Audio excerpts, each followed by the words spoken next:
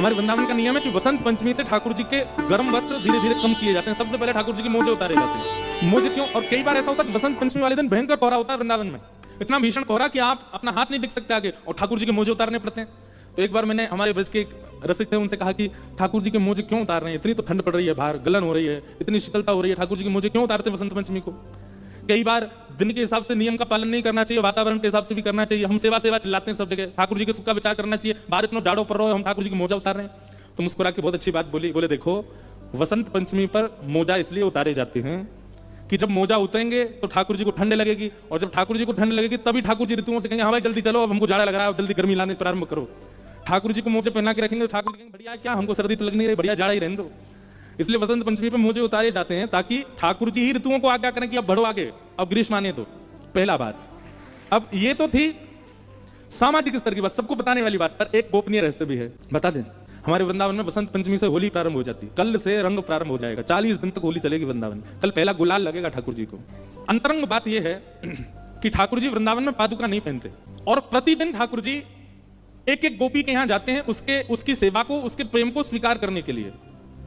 तो ठाकुर जी पादुका नहीं पहनते हैं, तो ब्रज की लीला में ब्रज की जितनी भी गोपियां श्री राधा रानी हैं वो ठाकुर जी के चरण चिन्ह देख लेती हैं कि आज ठाकुर जी कहां गए, और पीछे पीछे चरण चिन्हों के पीछे पीछे चलते चलते उस गोपी के यहाँ पहुंच जाते हैं जिसके यहाँ ठाकुर जी बैठे होते हैं, और वहां जाकर के सब सखियां खड़ी हो, अच्छा तो आज यहाँ पे आनंद हो रहा है। फिर ठाकुर जी बड़े संकोच में आ जाते हैं। लेकिन जैसे सर्दी आती है ना, सर्दी में ठाकुर जी पहन लेते हैं मोजा, अब मोजा पहनते ठाकुर जी के चरण चिन्ह नहीं दिखते, सब गोपियां ढूंढती रह जाती, ठाकुर जी मिलते ही नहीं है, कहां चले गए।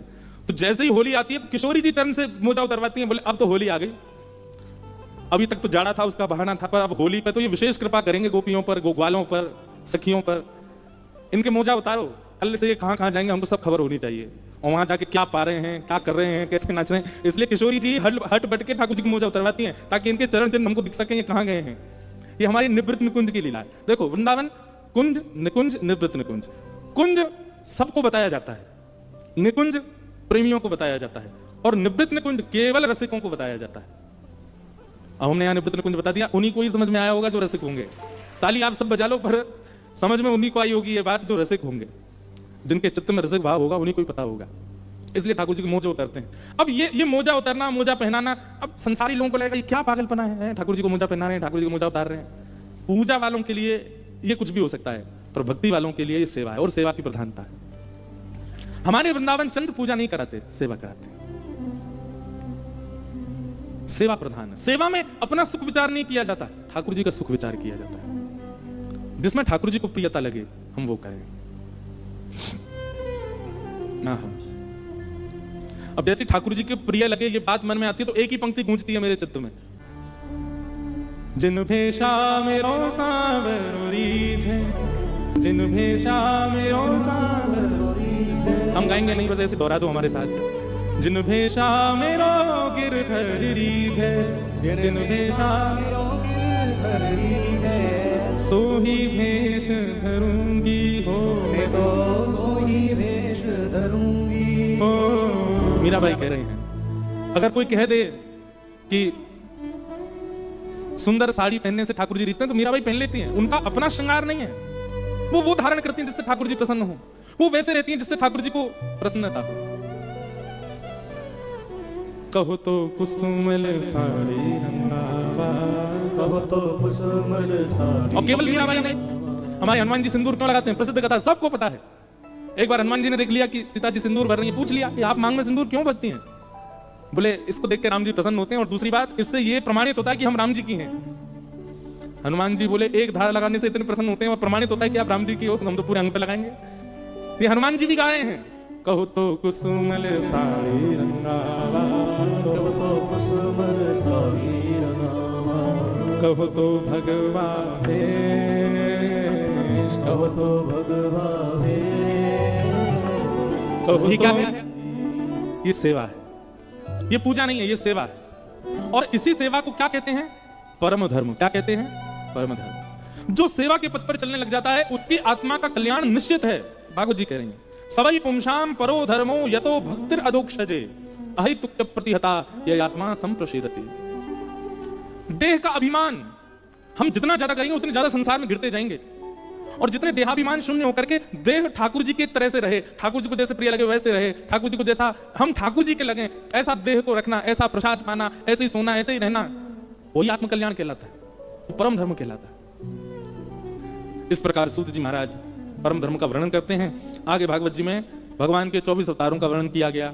उसके बाद भागवत जी की रचना कैसे हुई इस विषय को बताया गया। भागवत जी की रचना क्यों हुई, ध्यानपूर्वक सुनिएगा। श्री वेदव्यास जी महाराज ने अनेक पुराण लिखे, अनेक ग्रंथ लिखे। वेदव्यास जी की अंतिम रचना है श्रीमद् भागवत।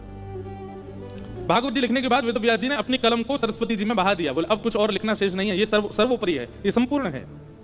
भागवत जी की रचना के पीछे मुख्य उद्देश्य क्या है? 4 पुरुषार्थ हैं बंधुओं, जिन चारों में हम पूरे दिन लगे रहते हैं। हमारा पूरा जीवन इन 4 के पीछे ही दौड़ता रहता है। कौन कौन? 4 पुरुषार्थ।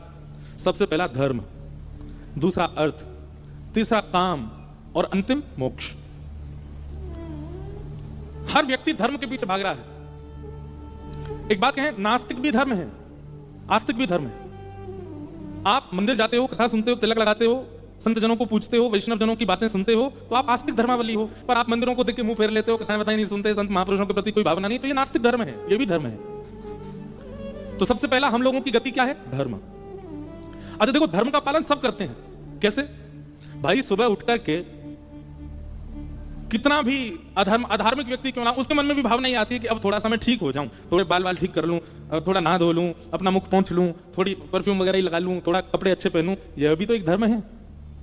शुद्धता का भले तनिक भाव है, पर यह भी तो धर्म कहलाता है। हम कह रहे हैं आप नहाते नहीं हो, आप अच्छे कपड़े भी नहीं पहनते हो, आप शौच क्रिया के लिए जाते हो, वह भी तो धर्म है। ये सब धर्म। आप धर्म से कहां तक बचोगे? तो धर्म के अधीन पूरा विश्व है, सब धर्म का पालन करते हैं। कोई शास्त्रीय धर्म का पालन करते हैं और कोई अशास्त्रीय केवल जीवन धर्म का पालन करते हैं। धर्म का पालन सब करते हैं। अगर इस बात से देखा जाए तो संसार में कोई नास्तिक नहीं है, सब धर्मावली। धर्म पहला, जैसे मकड़ी जाला होता है, ऐसे ही हम मानव भी इन 4 जालों में ही रहते हैं, धर्म अर्थ काम मोक्ष। सबसे पहला धर्म, दूसरा अर्थ। किसी का काम नहीं चलता अर्थ के बिना, सबको चाहिए। चाहे कोई कितना भी बड़ा सन्यासी बन जाए, विरक्त बन जाए, कोई कितना भी बड़ा त्यागी महात्मा बन जाए, पैसा नहीं छूते, चिमटा रखते हैं, उससे उठा के जेब में डाल लेते हैं। हाथ से नहीं छूना चाहिए।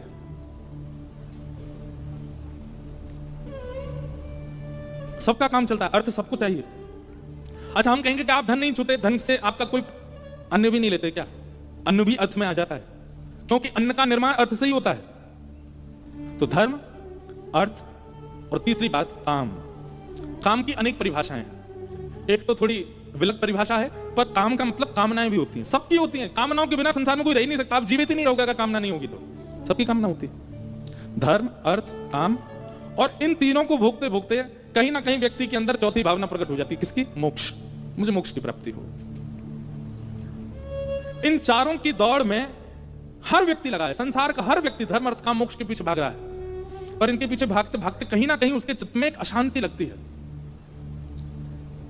हमको 27-28 वर्ष में अशांति से लगने लगी, कितना भागें कितना भागें। हम हमसे बड़ी बड़ी उम्र के लोग बैठे हैं यहाँ पर। आप लोगों को भी कभी कभी तो लगता होगा यार जीवन क्या है, पर पूरे दिन सुबह उठो, उठ करके ये करो, भागो दौड़ो यहाँ से वहां, और कर रात में सो जाओ, फिर सुबह से वही क्रम। धर्म, अर्थ, काम, मोक्ष, धर्म, अर्थ, काम, मोक्ष, धर्म, अर्थ, काम, और अंतिम इच्छा सबकी ये रहती मोक्ष। इन चारों की दौड़ में कहीं ना कहीं एक थकान का अनुभव होता है, एक अपूर्णता का अनुभव होता है। और वो अपूर्णता किस लिए है कि पंचम पुरुषार्थ जो है उस पर किसी की दृष्टि ही नहीं जाती है। पुरुषार्थ 5 हैं, 4 नहीं। और उस पंचम पुरुषार्थ को जन जन को बताने के लिए भागवत की रचना हुई। वो पंचम पुरुषार्थ कौन सा है? प्रेम। क्या है? प्रेम। और अभी द्वारिका में कथा थी तो वहां मैंने कहा था कि जब प्रेम पुरुषार्थ का आप पालन करने लग जाते हो तो धर्म, अर्थ, काम और मोक्ष, ये चारों पुरुषार्थ आपके समाप्त हो जाते हैं। बहुत ध्यानपूर्वक सुनिएगा बात को। जब आप प्रेम के पथ के पथिक हो जाते हो तो कई बार प्रेमी व्यक्ति धर्म का चिंतन नहीं करता, प्रेमी व्यक्ति अर्थ का चिंतन नहीं करता, प्रेमी व्यक्ति की कोई कामना भी नहीं होती, और प्रेमी को मोक्ष की भी इच्छा नहीं होती। पंचम पुरुषार्थ प्रेम है, और ये प्रेम शब्द संसार में किसी के प्रति घट ही नहीं सकता, किसी के प्रति नहीं। प्रेम के मुख्य अधिकारी केवल श्यामा श्याम, केवल ठाकुर जी हैं। उन्हीं से ही हो सकता है और किसी से नहीं हो सकता। आप कहते